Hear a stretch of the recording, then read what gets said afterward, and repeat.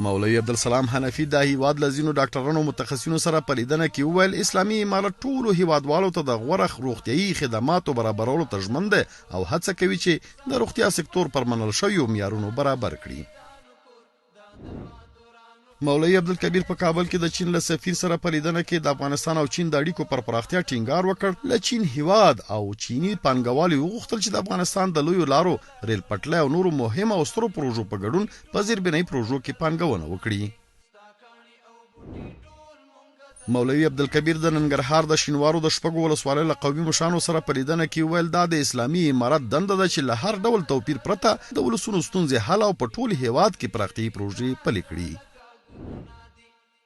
د ریاست الوزرا سیاسي مرستیال د آذربایجان له سفیر الهام محمدوف سره د لیدنې پر مهال وویل اسلامي امارت له آذربایجان سره په بیلابیلو برخو کې د اړیکو پراختیا او د همکاریو زیاتوالي ته لیوال دی.